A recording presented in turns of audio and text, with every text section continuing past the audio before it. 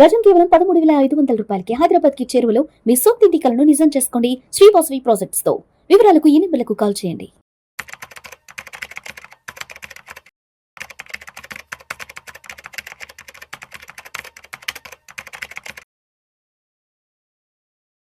అనిల్ గారు నమస్తే సార్. నమస్తే విష్ణు గారు.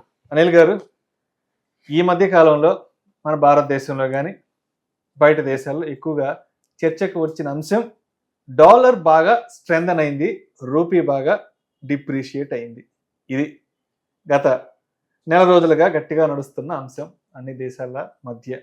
అయితే అసలు ఈ డాలర్ అనేది ఎందుకు పెరుగుతుంది, ఈ రూపీ అనేది ఎందుకు తగ్గుతుంది, ఈ రూపీకి ఈ డాలర్కి మధ్య ఈ డిషు ఎందుకు, అండ్ అదేవిధంగా రూపీ స్ట్రెంథన్ అయితే ఎవరికి లాభం ఉంటుంది, రూపీ డిప్రిషియేట్ అయితే ఇక్కడ ఎవరికి లాభం ఉంటుంది. సో ఓవరాల్గా డాలర్ పెరగడం వల్ల ఎవరికి లాభం ఎవరికి నష్టం, రూపీ పెరగడం వల్ల రూపీ తగ్గడం వల్ల ఎవరికి లాభం ఎవరికి నష్టం. అండ్ ఇప్పుడు రూపీ తగ్గుతోంది, రూపీ వాల్యూ తగ్గుతోంది అంటున్నారు కదా, మరి ఎందుకు రిజర్వ్ బ్యాంక్ ఆఫ్ ఇండియా మధ్యలోకి ఎంటర్ అయ్యి మరి ఆ రూపీని స్ట్రెంథెన్ చేయడానికి ఏమైనా చర్యలు తీసుకోవడానికి అవకాశం ఉంటుందా అసలు? Wonderful question. నేనేం చేస్తానంటే I start with last question. దాని నుంచి మనం వెళ్దాం లోపలికి. ఫస్ట్ థింగ్ ఏంటంటే ఈ సైలెంట్ కరెన్సీ వార్ ఏదైతే నడుస్తూ ఉందో రూపీకి యుఎస్డికి మధ్యలో, ఆర్బీఐకి అన్నీ తెలుసు, జరుగుతున్నది తెలుసు. వాళ్ళు కంట్రోల్డ్గా ఒక కంట్రోల్డ్ పద్ధతిలో రూపీని డిప్రిషియేట్ చేయడానికి అలో చేసేసారు. కావాలంటే వాళ్ళు, ఎందుకంటే మీరు ఒకటి చూసుకుంటే historic high foreign reserves nearly $685 billion reserves RBI దగ్గర ఉన్నాయి. We're third biggest foreign reserves ఉన్న కంట్రీ ఇప్పుడు కరెంట్లీ. బట్ వాటిని రూపీని స్ట్రెంథెన్ చేయడానికి ఆర్బీఐ ఎందుకు వాడట్లేదు అనే క్వశ్చన్ చాలామంది క్వశ్చన్ చేస్తూ ఉన్నారు. ఎందుకు ఓఎంఓ అంటారు, ఆఫ్టర్ మార్కెట్ ఆపరేషన్స్ అట్లాంటివి చేసేసి ఎందుకు చేయకూడదు అనేది చాలామంది క్వశ్చన్. బట్ ఏంటంటే ఒక రకంగా ఒక వైపు నుంచి గ్రోత్ని ప్రొటెక్ట్ చేసుకోవాలి, ఎక్స్పోర్ట్స్ని ప్రొటెక్ట్ చేయాలి, ఫారెన్ రిజర్వ్స్ని కూడా ఫారెక్స్ రిజర్వ్స్ కూడా అవసరం అన్నమాట. ఎందుకంటే వీటి వల్లే మన ఇన్వెస్టర్స్కి మార్కెట్స్కి చాలా తేడా వస్తుంది. ఫస్ట్ థింగ్, డాలర్ 75 ఉండింది, 80 దగ్గర ఉంది, నౌ 90 దాటింది. ఆర్బీఐ ఎందుకు సేవ్ చేయట్లేదు, మనం ఇండియా ఓడిపోతా ఉందా ఈ కరెన్సీ వార్లో యూఎస్ డాలర్కి అగైనెస్ట్గా అనే క్వశ్చన్ చాలామంది అడుగుతూ ఉన్నారు. సో ఫస్ట్ థింగ్ ఏంటంటే ఇది స్ట్రాటజిక్ గేమ్. ఇది ఒక్కరోజు సింపుల్ నంబర్ కాదు. దీనికి ఇంప్లికేషన్స్ అనేది, ఈ మారకం అనేది ఇంప్లికేషన్స్ చాలా హ్యూజ్ ఉంటుంది. లక్షల ఉద్యోగాలు, లక్షల కంపెనీల యొక్క భవిష్యత్తు కూడా ఈ ఎక్స్చేంజ్ రేట్ మీద డిపెండ్ అయి ఉన్న కేసులు చాలా ఉన్నాయి. సో ఒకటి, ఇది వీకర్ రూపీ అనేది యాక్సిడెంట్గా న్యాచురల్గా జరగట్లేదు. ఇది పాలసీ ప్రకారమే ప్రభుత్వం, ఆర్బీఐ ఎస్పెషల్లీ ఆర్బీఐ, ప్రభుత్వానికి ఇటువంటి రోల్ లేదు ఇందులో. ఆర్బీఐ పాలసీ ప్రకారమే దీన్ని కంట్రోల్ లెవెల్లో పడిపోనిస్తోంది. వేరే కంట్రీస్ చూసుకుంటే అంతెందుకు యుఎస్డి లాస్ట్ ఇయర్ చూసాం, జపనీస్ యెన్ కానీ మిగిలిన కరెన్సీలకు చాలా అన్కంట్రోల్డ్గా కరెక్షన్ వచ్చేసి చాలా ఇబ్బందులు అయింది. బట్ ఇప్పుడు మనం అంత కాకుండా ఇయర్కి ఇంత పర్సెంటేజ్ వైపే కంట్రోల్గా డిప్రిషియేట్ జరుగుతోంది. ఇక్కడ ఏంటంటే మనది ఫుల్లీ ఫ్రీ మార్కెట్ కాదు in terms of foreign exchange. ఫారెక్స్లో ఆర్బీఐ ఎప్పుడు ఇంటర్వెన్షన్ చేస్తుంది, ఇప్పుడు కూడా చేస్తుంది, బట్ తక్కువగా చేస్తుంది. ఎందుకు అంటే ఎక్స్పోర్ట్స్ చీపర్ అవుతాయి మనకి. రూపీ వీక్ అయితే ఎక్స్పోర్ట్స్ చీపర్ అవుతాయి, మనం ఎక్స్పోర్ట్ కాంపిటెంట్ అవుతాం. మన exporters can sell products at lower price because అది డాలర్ స్ట్రాంగ్ అయింది. సో ఎవరికి లాభం అంటే ఎక్స్పోర్టర్స్కి మంచి లాభము రూపీ వీక్ అయితే. బికాజ్ వేరే కంట్రీస్ ఏవైతే సేమ్ ప్రోడక్ట్ అమ్ముతున్నాయో వాటికన్నా మనం తక్కువ రేటుకి అమ్మచ్చు. That is one huge. And at the same time imports costly అవుతాయి. ఇంపోర్ట్స్ కాస్ట్లీ అవ్వడం వల్ల ఇంపోర్టర్స్కి ఇబ్బందే.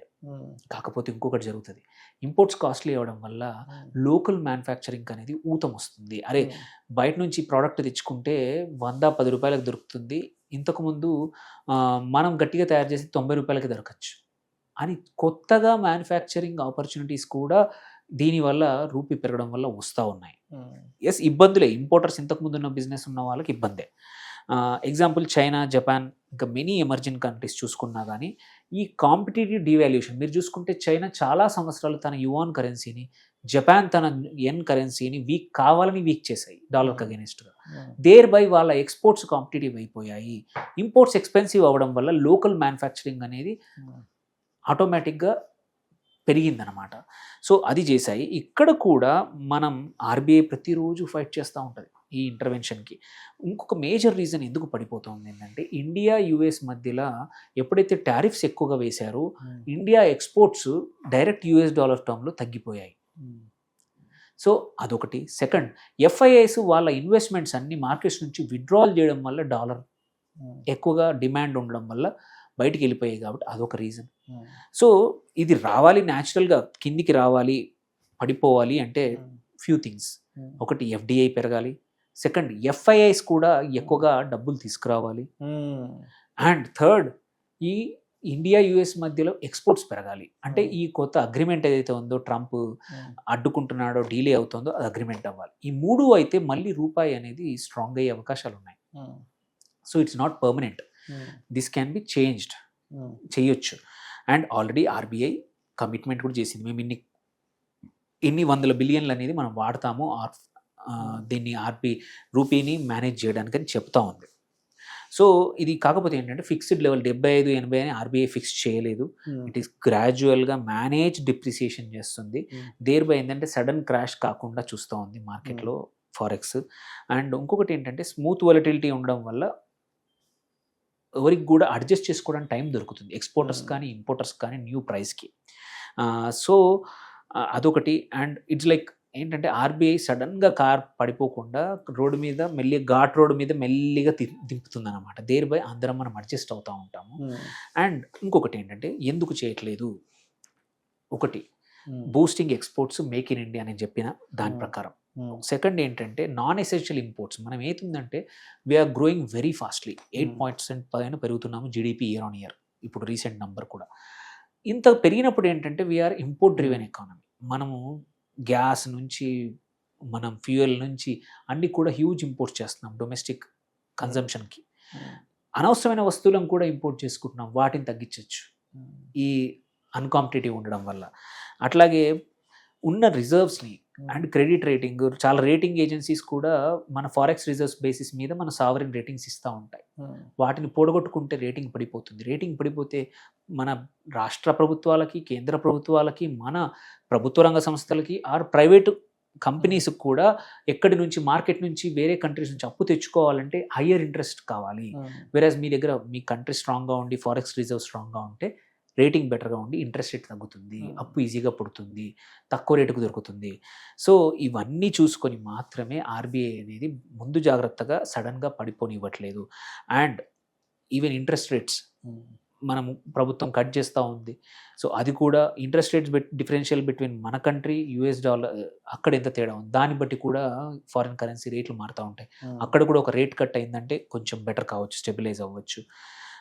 సో ఈ ఆర్టిఫిషియల్గా స్ట్రాంగ్ చేసిన రూపీని దానివల్ల ఎక్స్పోర్టర్స్కి ఇబ్బందే, డొమెస్టిక్ మ్యానుఫ్యాక్చరర్స్ ఆగిపోతారు, ఎందుకంటే బయట నుంచి అన్నీ వచ్చేస్తాయి. చాలా కంట్రీస్కి నుంచి ఇంపోర్ట్స్ వచ్చేస్తాయి ఏది రూపీ స్ట్రాంగ్ అయితే. మన మ్యానుఫ్యాక్చరింగ్ అన్కాంపిటేటివ్ అవుతుంది. సో అది కూడా ఒక రకం. సో ఆన్ ద హోల్ ఏంటంటే ఆర్బీఐ ఏం చేస్తుందంటే క్రెడిబిలిటీ, ఫ్లెక్సిబిలిటీ రెండు కూడా ఒక మేనేజ్డ్ రిజిడ్గా చేస్తుంది తప్ప మీరు మీ ఇష్టం అని చెప్పి వదిలేయట్లేదు. Still they are doing. అందుకోసమే ఈ మాత్రం కంట్రోల్డ్గా పడతా ఉందన్నమాట. సో అందుకే మనం భయపడాల్సిన అవసరం లేదు. ఇందులో ఎవరికి ఉపయోగం అంటే ఐటీ, ఫార్మా, టెక్స్టైల్స్ ఇవన్నీ చీపర్ అవుతాయి, ఇవన్నీ ఎక్స్పోర్ట్ కాంపిటేటివ్ అవుతాయి. సో మోర్ రూపీస్ వస్తాయి ఒక సేమ్ డాలర్ రెవెన్యూకి. అండ్ సైమల్టేనియస్లీ ఎన్ఆర్ఐ ఫ్యామిలీస్కి కూడా బెటరే, వాళ్ళు పంపే డబ్బులకి హయ్యర్ రూపీస్ వస్తాయి, ఎక్కువ రెమిటెన్స్ ఎక్కువ వస్తుంది. ఇంతకుముందు ఒక $1000 పడితే పంపిస్తే 80,000 వచ్చే దగ్గర ఇప్పుడు 90,000 వస్తున్నాయి. ఓకే, అదొక అడ్వాంటేజ్. అండ్ డొమెస్టిక్ టూరిజం లోకల్ మ్యానుఫ్యాక్చరర్స్కి మంచిది. బట్ బయటికి వెళ్ళే ఫారిన్ టూరిస్ట్కి వాళ్ళకి మాత్రం, ఇంపోర్టర్స్కి మాత్రం ఇబ్బందే. లైక్ ఆయిల్ మార్కెటింగ్ కంపెనీస్, ఆయిల్కి, ఎలక్ట్రానిక్స్కి, ఎయిర్లైన్స్కి వీటికి ఇబ్బంది, ఎందుకంటే వీళ్ళన్నీ డబ్బులన్నీ డాలర్స్లో కడతారు. అట్లాగే అర్బన్ కన్జ్యూమర్స్ ఎవరైతే ఉన్నారో, ఫ్యూయల్ వాడుతున్నాం మనము, ఫారిన్ ఎడ్యుకేషన్ కోసం పిల్లల్ని పంపిస్తున్నాం, వాళ్ళకు ఫీజు పెరిగిపోతూ ఉంటుంది, ఫారిన్ టూర్స్ ఎక్కువైపోయి వాటికి పెరిగిపోతుంది ఖర్చు. అట్లాగే రూపీలో ఎఫ్డీలో ఉన్న వాళ్ళకు రియల్ వాల్యూ అనేది పడిపోతుంది డాలర్కి అగెనిస్ట్గా. సో ఇవి ఇబ్బందులు. సో ఏంటంటే ఈ సైలెన్స్ కరెంట్ వారి ఏదైతే జరుగుతూ ఉందో ఓన్లీ రూపీ క్యాష్లో కూర్చుంటే నువ్వు లూజ్ అవ్వచ్చు, బట్ కొంచెం export oriented equities, foreign equities అట్లాంటివి ఉంటే మంచిదే, వీటి కూడా పర్మిషన్ ఉంది. సో ఇప్పుడు ఇన్వెస్టర్స్ ఏం చేయాలి? ఇదంతా బాగానే ఉంది, మీరు అన్నీ చెప్పారు, బాగానే ఉంది.